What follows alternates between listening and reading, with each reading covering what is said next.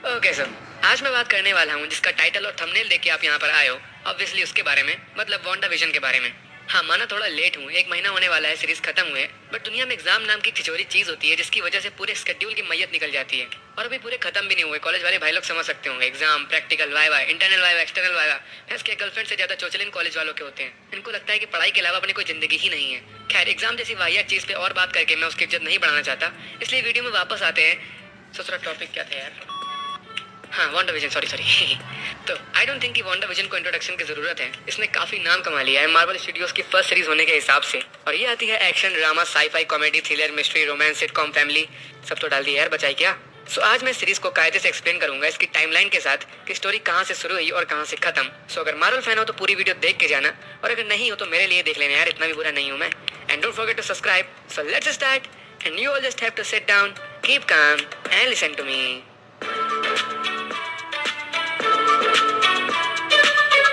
सो Wanda vision की अगर MCU में टाइमलाइन की बात करें तो ये एंड गेम के इवेंट होने के 3 हफ्ते बाद की स्टोरी है, और जो भी falcon and the winter soldier चल रही है वो एंड गेम के 6 हफ्ते के बाद की स्टोरी है, और जो अभी स्पाइडरमैन फार फ्रॉम होम आई थी वो थी एंड गेम के 8 हफ्ते के बाद की स्टोरी। इसको मैंने ऐसे ही बता दिया क्योंकि सेक्सी लग रहा था। खैर, वांडा विजन की स्टोरी स्टार्ट होती है उस पॉइंट से जब इन्फिनिटी वॉर में थैनोस चाचा ने विजन की बजा के चुटकी बजाई थी। So half of the universe vanish हो गया था, जिसमें वांडा भी वैनिश हो गई थी। बट फिर 5 साल बाद एंड गेम में दोबारा चुटकी बजा के सब वापस आ गए थे, और आयरन मैन ने अपना बलिदान देके दुनिया को थैनोस से बचा लिया था। लेकिन यहाँ पर विजन वापस नहीं आया था क्योंकि वो वैनिश नहीं हुआ था, उसको बचाया गया था, मतलब उसको मारा गया था। और आपको ये तो पता ही होगा कि विलेन से लड़ने के अलावा साइड में वांडा विजन, इनका आपस में चक्कर चल रहा था, मतलब इनकी लव स्टोरी भी चल रही थी। सो इसीलिए जब विजन मरा था, सो इस बात से वांडा का हार्ट ब्रेक हो गया था, बेचारी के दिल के टोटे टोटे हो गए थे। ये बहुत अकेली हो गई थी, इसको अंदर से बहुत बुरा लग रहा था, और इसी वजह से ये कुछ ऐसा कर देती है जिसको जानने के लिए अपने को वांडा का पास जानना पड़ेगा। सो वांडा विजन सीरीज से पहले हम लोगों को वांडा की जो ओरिजिन स्टोरी बताई गई थी उसको इस सीरीज में आके बिल्कुल गलत साबित कर दिया गया।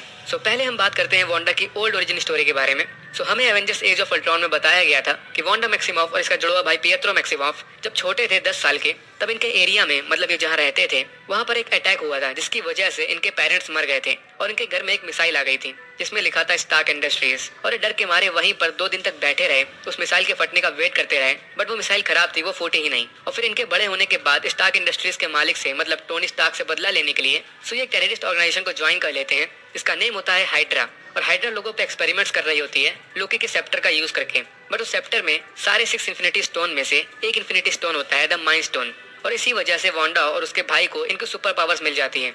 सो ये ओरिजिन स्टोरी बताई गई थी हमें पहले, बट वांडा विजन सीरीज में ये गलत साबित हो जाती है। यहाँ हमें पता चलता है कि वांडा को उसकी पावर्स माइंड स्टोन से नहीं मिली थी, बल्कि उसके पास पहले से ही पावर्स थी। इन शॉर्ट, ये पावर्स के साथ ही पैदा हुई थी। सीरीज में इसको बोला गया है द केओस मैजिक। और वो सीन जब स्टार्क इंडस्ट्रीज की मिसाइल इसके सामने थी तो वो मिसाइल खराब नहीं थी। ये वांडा की ही एक पावर होती है जो कि कॉमिक से उठाई गई है, स्कारलेट विच की पावर, कि वो रियलिटी को चेंज कर सकती है। She can rewrite the reality. So उस टाइम, मतलब छोटे में, इसको पता नहीं था, बट इसने अपनी पावर्स का यूज करके उस मिसाइल की रियलिटी को चेंज कर दिया था कि वो खराब थी, और अपनी और अपने भाई की जान बचा ली थी।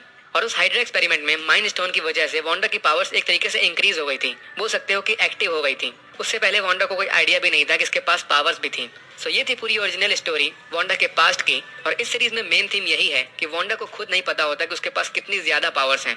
सरल भाषा में वांडा को ये नहीं पता होता कि वही स्कारलेट विच है। स्कारलेट विच मार्वल कॉमिक्स की एक बहुत पावरफुल कैरेक्टर है, और इसीलिए इसको एमसीयू में भी एक बहुत पावरफुल कैरेक्टर बनाया गया है। यहाँ तक कि सीरीज की विलेन एगाथा हार्कनेस खुद वांडा से बोलती है कि तुम सॉर्सरर सुप्रीम से भी ज्यादा पावरफुल हो, मतलब डॉक्टर स्ट्रेंज से। हाय दिया।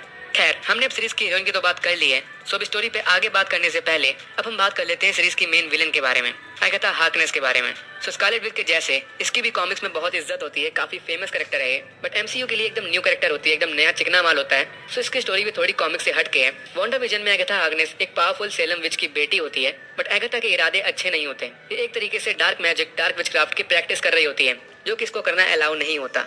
सो इसी वजह से इसकी मॉम और अदर विचेस इसको उठा के ट्रायल पे खड़ा कर देते हैं, और एज अ पनिशमेंट सारी विचेस मिलके इसको मारने लगती हैं। बट वॉर उल्टा पड़ जाता है। एगाथा काफी पावरफुल होती है, ये सभी विचेस की पावर्स को अपने अंदर समा लेती है और वो सब मर जाती हैं, और इसकी माँ इस पे अटैक करती है। सो यहाँ पता चलता है कि ये अपनी माँ से भी ज्यादा पावरफुल विच होती है। ये बाकियों की तरह ही सेम अपनी माँ की पावर्स लेके उनको भी मार डालती है। सो ये होती है सीरीज की मेन विलेन की ओरिजिन स्टोरी, बट स्टिल बहुत लोग बोल रहे हैं कि ये मेन विलेन नहीं थी। बहुत सी थ्योरीज है जिनके हिसाब से मेन विलेन कोई और ही है, मेफिस्टो और नाइटमेयर में भी, इंटरनेट के विद्वानों के हिसाब से। खैर, हीरोइन और विलेन का तो हो गया, बट एक बंदा स्टिल मिसिंग है। जी हाँ, हीरो, वही विजन। तो आप सोच रहे होगे कि इसका क्या, ये तो बजा दिया गया था, मतलब मार दिया गया था। सो हाँ, एक्चुअली इसका ज्यादा कुछ नहीं है। इन्फिनिटी वॉर के बाद इसकी वाइब्रेनियम बॉडी को अपने अंडर कर लेती है एक ऑर्गेनाइजेशन, इसका नेम होता है स्वॉर्ड। ये भी कॉमिक्स में तो काफी फेमस है, बट एमसीयू में इसका फर्स्ट टाइम दीदार होता है। सो आखिर ये स्वॉर्ड ऑर्गेनाइजेशन है क्या? इसका फुल फॉर्म होता है शनशिन वेपन ऑब्जर्वेशन रिस्पॉन्स डिवीजन, मतलब मत पूछना, मेरे को नहीं पता। ये एक इंटेलिजेंस एजेंसी होती है जो कि अर्थ पे जो एलियन थ्रेट्स होते हैं उनको डील करती है। और ये इतनी कमीनी ऑर्गेनाइजेशन है कि ये एंड गेम के टाइम पता नहीं कहाँ थे। इनको थैनोस एलियन नहीं लगता, ना ही उनकी आर्मी, बल्कि विजन लगता है। उसकी बॉडी को उठा के ले जाते हैं। वाह, यही से इनके इरादे अच्छे नहीं लगते मुझे, और होते भी नहीं है एक्चुअली। ये विजन की बॉडी का पोस्टमार्टम करते हैं और उसको दोबारा असेंबल करके एक नया विजन बनाने का सोच रहे होते हैं, वो भी अपने पर्पस के लिए। ना सब खत्म। सो अब वापस आते हैं सीरीज की स्टोरी पे कि वांडा ऐसा क्या करती है। सो ये पहले जाती है स्वॉर्ड के ऑफिस में, जहाँ इसको विजन की बॉडी को लेके उसका प्रॉपर फ्यूनरल करना था। बट स्वॉर्ड का एक हेड होता है डायरेक्टर टाइलर हेवर्ड। ये वांडा को विजन की डिसमेंटल बॉडी दिखाता है, जो कि वांडा के दिल को और तोड़ देता है, क्योंकि ये लोग विजन की बॉडी को एज अ वेपन समझ रहे होते हैं। बट ये कुछ ज्यादा करती नहीं। ये मरे विजन से लास्ट बार मिलके अपने न्यू होम जाती है, न्यू जर्सी के वेस्ट व्यू में।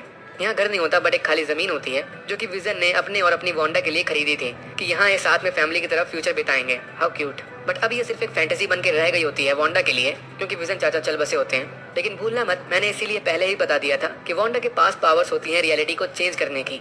सो ये बहुत रोती है और अपनी ग्रीफ में अपनी सुपर पावर्स का यूज करके अपनी प्यारी फैमिली की फैंटेसी को एक रियल प्लेस में चेंज कर देती है। पूरे वेस्ट व्यू को चेंज कर देती है उस दुनिया में जिस दुनिया में ये जीना चाहती होती है, और अपने इमेजिनेटिव विजन को भी पावर्स का यूज करके रियलिटी में वापस ले आती है। ये विजन एकदम रियल विजन होता है, उसका खुद का माइंड भी होता है, खुद की थिंकिंग भी होती है, बट वो एक्चुअली में रियल नहीं होता, वो वांडा की इमेजिनेटिव क्रिएशन होता है। और वांडा वेस्ट व्यू के अंदर जितने भी लोग होते हैं उन सबके माइंड कंट्रोल करके सबकी आइडेंटिटी को चेंज कर देती है, और साथ में फिर ये भी इसी दुनिया में एंटर कर जाती है। सो बेसिकली इसने वेस्ट व्यू वाली जगह की पूरी रियलिटी को चेंज कर दिया होता है, एक पूरी ब्लैक एंड व्हाइट दुनिया बना दी होती है, और एक बॉक्स जैसा एरिया कवर कर लेती है वेस्ट व्यू में, जिसको बोला गया है हेक्स। इसके टच में जो आता है वो वेस्ट व्यू के अंदर वाली दुनिया में आ जाता है, मतलब वांडा की दुनिया में। और फिर ऐसे ही वांडा यहाँ पर रहना स्टार्ट कर देती है, और इसने अपने बचपन में जितने सिटकॉम्स देखे थे इसे उसी के हिसाब से इस वेस्ट व्यू के अंदर की टाइमलाइन को चलाती है, 60s 70s 80s and so on.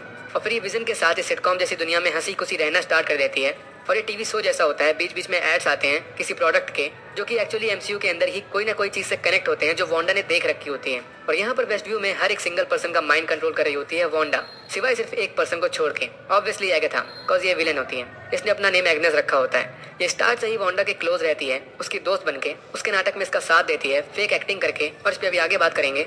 खैर, यहाँ वांडा अपनी लाइफ एंजॉय कर रही होती है विजन के साथ, बट एक प्रॉब्लम बस यही होती है कि वांडा यहाँ ये भूल जाती है कि इसने अपनी फैंटेसी के लिए पूरे वेस्ट व्यू के लोगों को एक तरीके से कैद करके रखा होता है बिना उनकी मर्जी के। लेकिन उनकी भी तो नॉर्मल लाइफ होती है जो कि वो नहीं जी पा रहे होते सिर्फ वांडा की वजह से, और इसीलिए यहाँ इंटरफेयर करती है FBI, और साथ में वही कमीनी स्वॉर्ड।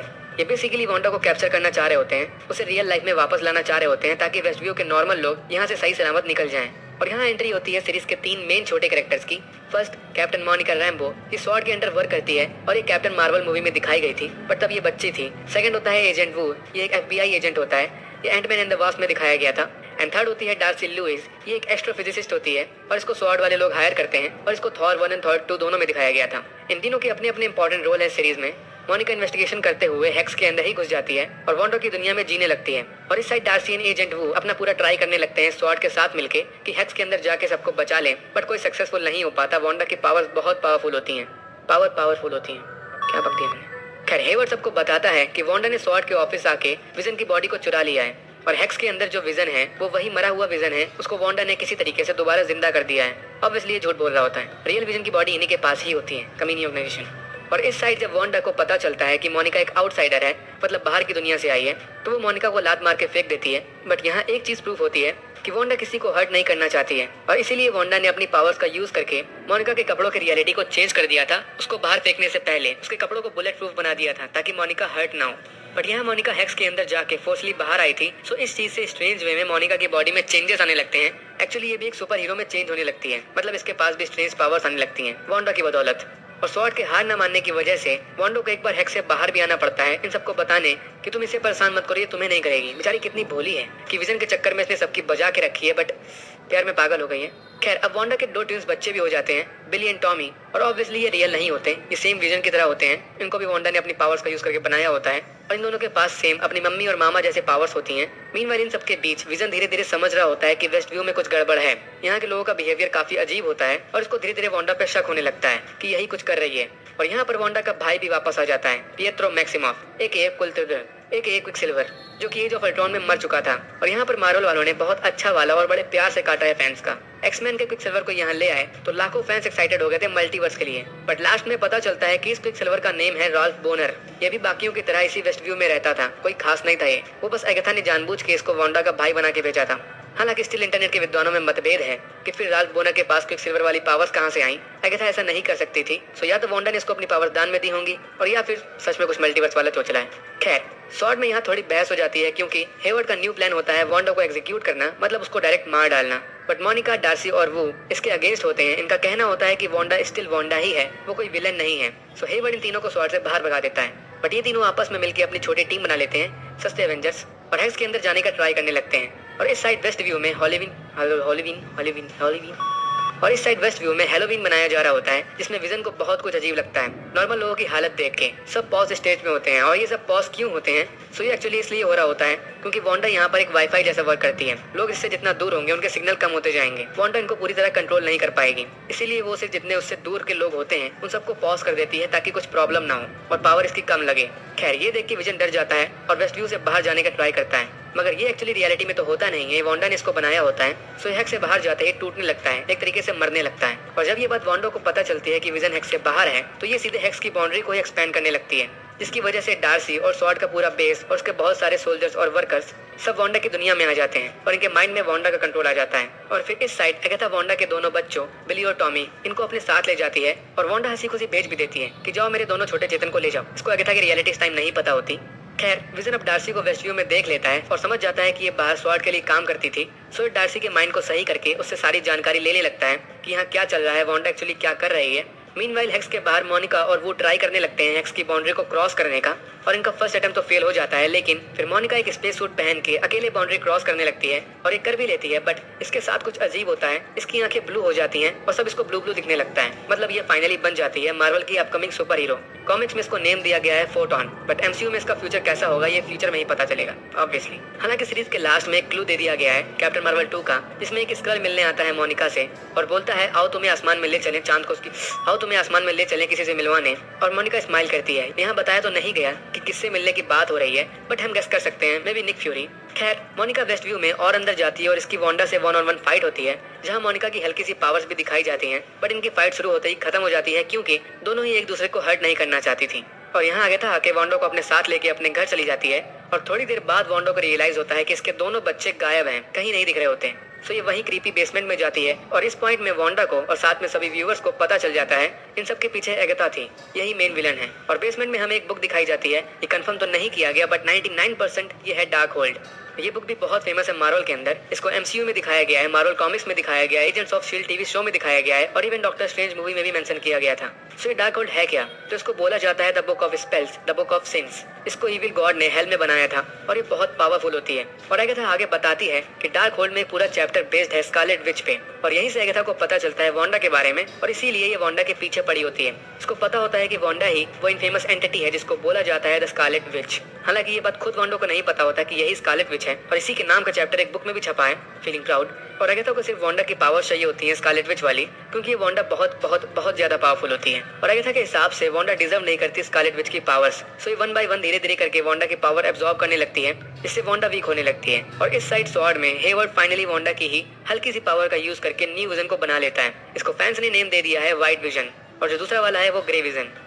और आपको ये तो पता ही होगा कि ग्रे विजन मतलब हेक्स के अंदर वाला विजन वो एक इमेजिनेटिव विजन है, वांडा ने उसको बनाया है। बट अब सवाल आता है कि फिर ये व्हाइट विजन कौन है? तो इसको ऐसे समझो कि ये एक्चुअली में रियल विजन ही है, बट इसका फैक्ट्री डेटा रीसेट कर दिया गया है। मतलब इसके अंदर अब कुछ भी नहीं होता, खाली डब्बा, ना ही इमोशंस, ना ही फीलिंग, ना ही ह्यूमैनिटी, और मेनली ना ही इसके अंदर वांडा के लिए प्यार होता है। सब कुछ खत्म, कुछ नहीं होता इसके अंदर। और यही मेन डिफरेंस होता है व्हाइट एंड ग्रे विजन के बीच। ग्रे विजन के बारे में आपको पता ही होगा, तो वो एमसीयू में मोस्ट पावरफुल वेपन में आता है, बट उसके अंदर ह्यूमन से ज्यादा ह्यूमैनिटी थी। वो वांडा से सच्चा शिद्दत वाला प्यार करता था और दुनिया बचाने के लिए वो अपना बलिदान देने के लिए भी राजी था, और उसने दे भी दिया था, वो तो थैनोस स्टंट निकला। मगर अगर उस टाइम नॉर्मल विजन की जगह पर व्हाइट विजन होता तो वो पक्का वहाँ बैटल फील्ड से पहली फुर्सत में निकल लेता कि तुम सब मराओ, अपने को फर्क नहीं पड़ता। खैर अब समझ गए होगे आपकी कौन व्हाइट विजन है। सो व्हाइट विजन भी अब हेक्स के अंदर जाता है।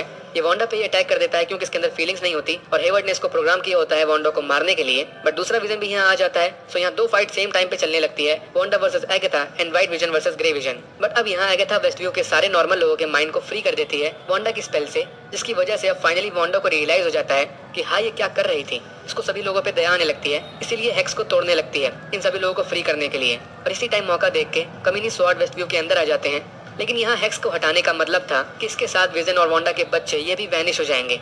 यही देख वांडा फिर से हेक्स को बना देती है। ये अपनी फैमिली को फिर से छोड़ना नहीं चाहती थी और यहाँ हेवर्ड और इनकी टीम आके इनकी फैमिली पे अटैक कर देते हैं, जिनसे मोनिका, टॉमी और बिली लड़ते हैं और इस साइड विजन वर्सेस विजन चल रहा होता है। But finally grey vision white vision को समझाता है कि तुम भी विजन, मैं भी विजन, और विजन ही विजन को क्यों मार रहा है। लेकिन दोनों विजन अधूरे होते हैं। एक के पास सिर्फ ओरिजिनल बॉडी होती है और एक के पास विजन की memories and feelings. So grey vision white vision की सारी मेमोरीज को वापस ले आता है, उसके बॉर्न टू डेथ मेमोरीज। सो अब जाके व्हाइट विजन की अकल ठिकाने आती है। बट ये सिर्फ आई एम विजन बोल के निकल लेता है, पता नहीं कहाँ। बोला तो उसके अंदर ह्यूमैनिटी फीलिंग्स नाम की चीज ही नहीं है, बस अब उसकी मेमोरीज वापस आ गई हैं। बट उससे फर्क नहीं पड़ता, ये फिर भी भग जाता है। और इस साइड वांडा और एगाथा की फाइनल बैटल होती है, जो कि बहुत औसम होती है, कतई जहर, जिसमें वांडा एगाथा के ही स्पेल को ही उसी के ऊपर यूज कर देती है और फाइनली ये स्कारलेट विच की पावर को रिलीज कर देती है। मतलब वांडा यहाँ फाइनली एमसीयू के अंदर स्कारलेट विच बन जाती है विद न्यू कॉस्ट्यूम, जो कि ऑब्वियसली बहुत जहर लग रही होती है। और एगाथा की सारी पावर्स को ये छीन लेती है। और एगाथा यहाँ बोलती भी है कि तुमने स्कारलेट विच बन के बहुत बड़ी गलती कर दी, क्योंकि हम सबको पता है कि अभी doctor strange multiverse of madness आने वाली है, जिसमें वांडा एके स्कारलेट विच अपनी पावर्स का यूज करके दूसरे डायमेंशन के दरवाजे खोल देगी शायद। और कंफर्म तो नहीं है, बट शायद यही मेन विलन भी हो सकती है डॉक्टर स्ट्रेंज 2 में, जो भी हो मजा आएगा। खैर अब सब सन्नाटा हो जाता है, एगाथा हार जाती है, व्हाइट विजन फरार हो जाता है और हेवर्ड को भी अंडर अरेस्ट कर लिया जाता है। हालांकि यहाँ वांडा एगाथा को जान से नहीं मारती, बल्कि उसकी रियलिटी को चेंज कर देती है और पुरानी एग्नेस में बना के छोड़ देती है, क्योंकि उसको पता है इसको दोबारा एगाथा हार्कनेस की जरूरत जरूर पड़ेगी, क्योंकि वो बहुत ओल्ड है और बहुत ज्ञानी भी है। खैर अब, और यहाँ मैं पिघल गया, हाय। खैर अब टाइम आ गया था सभी लोगों को आजाद करने का वेस्टव्यू के अंदर और हेक्स को हटाने का। बट इसका मतलब विजन, टॉमी और बिली इनको भी जाना पड़ेगा। और बहुत सैडली वे में वांडा अपने बच्चों से गुड बाय बोलती है एंड देन विजन का नंबर आता है और ये सीन भाई साहब, I'm not crying बहुत जहर सीन था ये। और विजन चाचा भी चल बसते हैं और वांडा फिर से अकेली हो जाती है और ये सबसे बाय बोल के वेस्टव्यू को छोड़कर चली जाती है। और एकदम एंड क्रेडिट सीन में हमको दिखाया जाता है कि वांडा दीन दुनिया से अलग रहने लगती है अकेले। बट बाहर तो ये नॉर्मल वांडा की तरह टहल रही होती है, बट अंदर रूम में स्कारलेट विच वही डार्क होल्ड को पढ़ रही होती है। ऑब्वियसली अपनी पावर्स के बारे में और पढ़ रही होगी, इसके नाम का चैप्टर था उसमें। और यहाँ बिली और टॉमी की आवाज आती है हेल्प मॉम वाली, और इस सीरीज से पॉइंट खत्म हो जाती है और सीरीज इसी पॉइंट में खत्म हो जाती है। मगर इसके आगे की वांडा की स्टोरी कंटिन्यू होगी जाकर doctor strange multiverse of madness में, जहां हमें पता चलेगा कि वांडा एक्चुअली लास्ट में डार्क होल्ड में क्या पढ़ रही थी, क्या प्रैक्टिस कर रही थी। और ये व्हाइट विजन भी पता नहीं भक्के कहाँ गया और क्या ये अपने अंदर की ह्यूमैनिटी और फीलिंग्स को वापस ला पाएगा या नहीं। और बिली और टॉमी की लास्ट में आवाज का क्या सीन था। तो यहाँ थ्योरीज आ रही है कि बिली और टॉमी एमसीयू में वापस किसी न किसी तरीके से आएंगे और यंग एवेंजर्स का हिस्सा बनेंगे। और उस राल्फ बोनर का भी कंफर्म नहीं है कि वो एक्चुअली में क्विक सिल्वर था कि नहीं। खैर अब वेट करो 2022 का डॉक्टर स्ट्रेंज 2 के लिए। और ये वीडियो यही एंड होती है। पसंद आई हो तो लाइक और शेयर कर देना। कुछ बोल